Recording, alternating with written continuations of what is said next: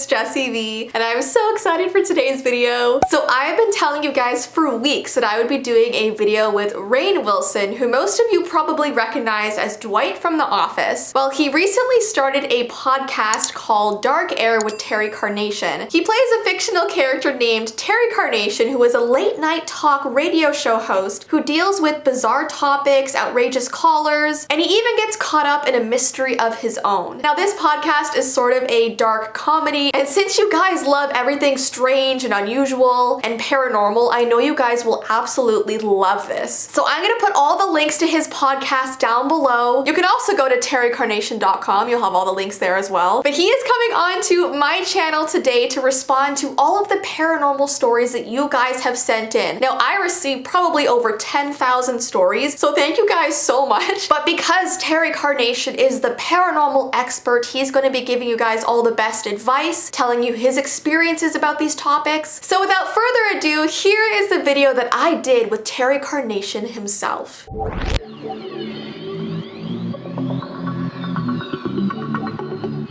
Well, hello, thank you for being here today. Thank you for having me. What cave are you in? This is the Harry Potter cave. I don't know the name of it, but right behind me is Harry Potter and Dumbledore. Not a fan. Oh. No. It's a very nice cave, though. Who's that? Who's that? Who's that? That is my dog, Tumnus, Mr. Tumnus from Narnia. Come and see, come and see. It is Terry Carnation here today. Hello, Tumnus. Can you understand English? I believe you can understand me. Tumnus, get out. Get out of there. You must leave, Tumnus. Thank you for being here. On my channel, we love everything strange and unusual, and I know that you are a paranormal expert yourself. I am a paranormal expert, and I'm so thrilled that you love things strange and unusual because pretty much fits me to a T. Hello.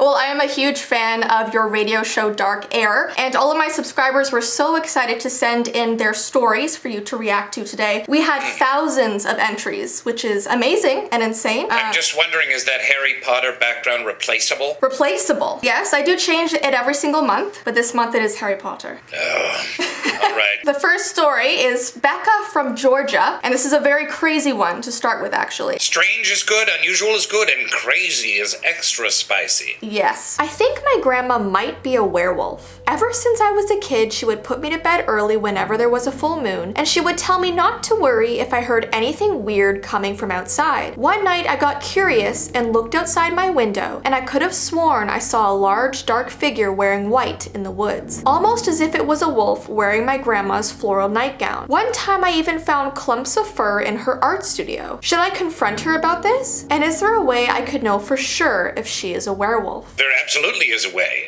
And what is the young lady's name? Her name is Becca. Becca, thank you for writing in to Jessii and myself, Terry Carnation, host of Dark Air with Terry Carnation. Listen, Becca, there is a way. You know the DNA tests where you swab your cheek and you send it in? Yes. And they say, oh, you're part Norwegian, you're part Romanian? Yes. There is a werewolf DNA. What I'm going to need you to do, I'm not sure if the fur, is werewolf fur usable for in a DNA test? Yeah, I think she may need to gather some of her grandmother's saliva. So as soon as she takes her dentures out, set them on the night table, take the swab, and send it in. I believe it's just werewolfdna.com. I can't remember. Okay. You have to Google it. Because I hear this question so often, Jessii. Wow. Is my boyfriend merely hairy? Is my girlfriend Wiccan, and that's why she's out when there's a full moon? You know, over and over again, I'm afraid there's a werewolf. They've burst through their clothing again. Clumps of fur have been found. It is a very legitimate question, and it is a very legitimate fear, because if the grandmother is a werewolf, she might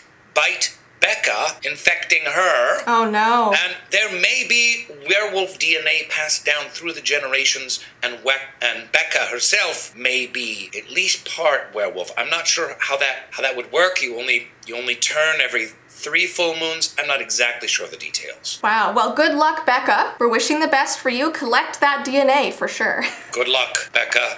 Keep a gun with a silver bullet next to your bed. All right, so next we have Timothy from Texas. Kind of has a ring to it. My family and I recently moved into a house that was built in the late 1800s. We noticed right away that the door to the attic was locked, and we've never been able to get inside. Every night I hear what sounds like footsteps walking around up there, and sometimes it sounds like they are pushing something around with wheels, like a baby stroller. Do you think it's just an animal or something more sinister? You know, when I look at the facts, I look at the farmhouse, I looked at the locked door, I hear noises, including possible baby stroller.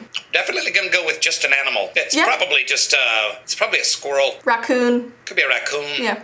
Yep, some kind of varmint. He's in Texas after all. Some kind of varmint, Timothy. All right, next we have Samantha from New York. I think I'm being haunted by my 5th grade science teacher. I'm 30 years old now, but many years ago when I was young and foolish, I stole one of my science teacher's books from his office. I was planning to return it after I was done reading it, but completely forgot. The next year he confronted the class and asked who it was, and I was too afraid to come forward. Well, he passed away 5 years later, and ever since, anytime I'm around his book, I get a cold chill and doors will slam, lights will flicker. Sometimes I'll even find it in a random place of my house that I didn't put it. If I throw out the book, will that make it stop? Or will that make its spirit angrier? That final question is the kicker, yes. Isn't it, Jessii? We hear these kind of questions a great deal on Dark Air. The haunting of objects. Is it possible for my grandfather's pocket watch to have been possessed? You know, is it possible for the spirit of my dead husband to have entered into his golf clubs, what have you?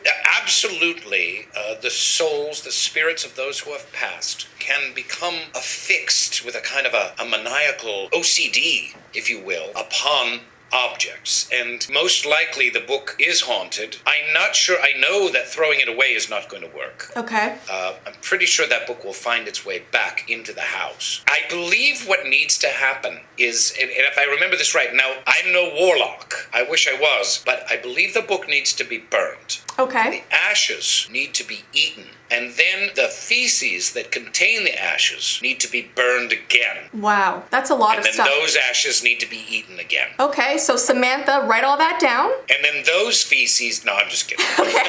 That last part was a joke.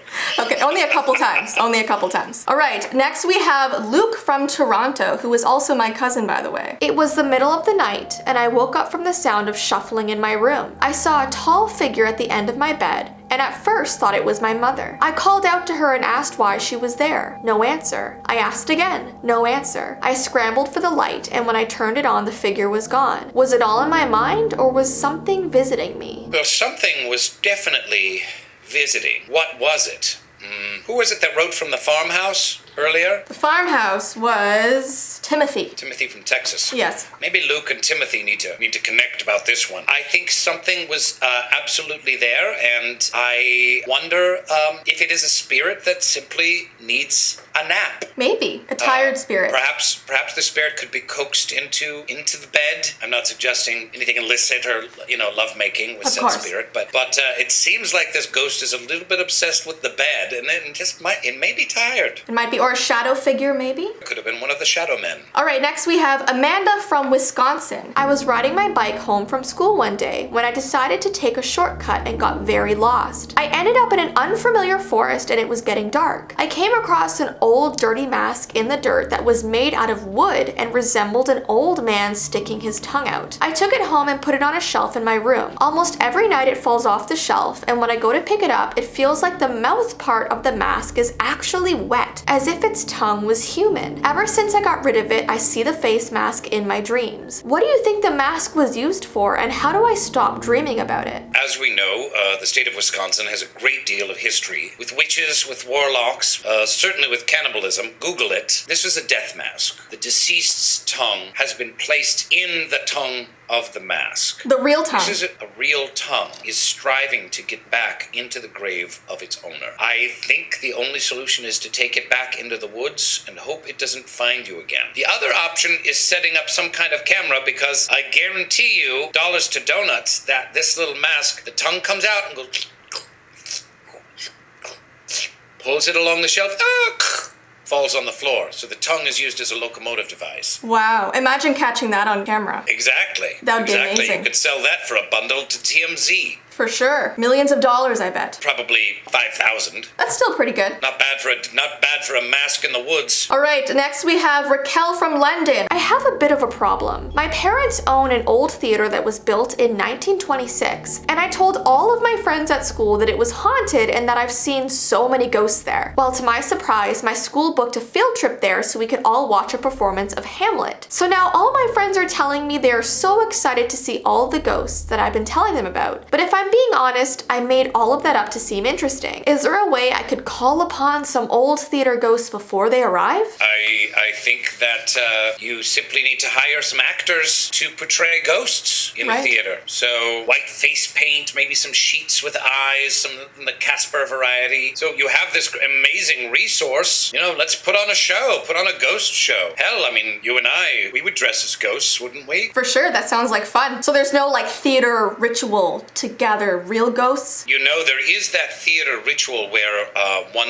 if you say the word Macbeth in a theater, it brings on great bad luck. I've heard of that. Start with chanting Macbeth, maybe Bloody Mary, maybe Candyman, whatever kind of summonings are available to her. It's not, again, Jessii, I'm no specialist in this. I'm a facilitator of conversation, much like yourself. I'm a communicator about the paranormal, the supernatural. I'm no authority. I am sure there are some witches in London who could be of great help. Yes, search Yelp, Google witches, incantations, summoners. Click like 4 stars and above. You don't want anyone under 4 stars. No, definitely not. Very good. Those are some very good options for you. And we have one more. It is Tamara from Barbados. When I was little, I had an imaginary friend that I named Mr. Hairy Ears. This was because he was a very small goblin-looking creature with long hair on his ears. I don't remember these encounters with Mr. Hairy Ears because I was so young, but my parents told me I always used to talk about him. One time I even told them that he would jump into my backpack before school and would whisper scary things into my ears all day. One day they saw scratch marks on my closet door, and don't believe me when I told them he did it. Eventually I stopped seeing him, and I always wondered if he was real or just my creative imagination. Have you ever encountered goblin-like creatures? I have indeed. Goblin-like creatures are,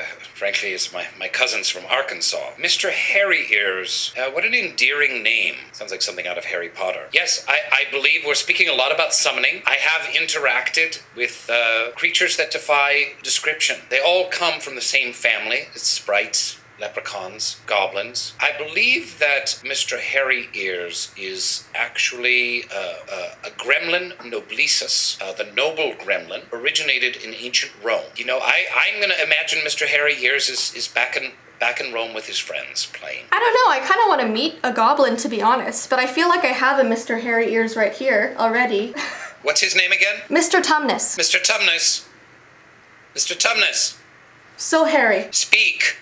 Can you speak to me? I feel like he understands me. He may. Mr. We're trying to Tumnus. teach him to speak, but he won't. Get out. Mr. Tumnus, they're going to eat you. All right, Terry. Well, those are all of the stories I'm going to be reading you today. Thank you so much for being here. We're all going to tune in to your show, Dark Air. And do you have any wise parting words for the V team? The V team is what I call my subscribers. V team, stay open to all possibilities. Keep your minds open. There is a level of reality just beyond the veil, and I believe you're doing a great service to the V team by lifting the veil ever so slightly, ever so subtly, allowing us to peek on the other side, stick our heads in, look around a little bit, maybe poke our fingers, go, ooh, what's that? Oh. You know, like in a haunted house, when you were a kid, you went to a haunted house and they said, stick your fingers in the bowl, and they had like macaroni in their those are guts. I didn't like that very much when I was a kid. Very sensory. Yes. You're allowing the V Squad a sensory experience of the supernatural. Yes. The unexplained and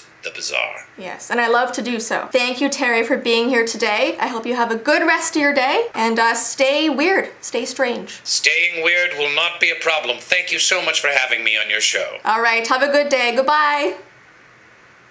Alright guys, I hope you enjoyed this video. It was such an honor to have Terry Carnation come onto my channel to respond to all of your stories. Once again, I know you guys would love to listen to Dark Air with Terry Carnation, so I have linked everything down below. Go listen, I know you guys will enjoy it. And yeah, thank you for all of your submissions. It was just so cool to do this video because you guys know I love everything strange and unusual, and so does Terry, so it was just perfect. But yeah, I hope you guys enjoyed this, and I will see you in my next video. Bye!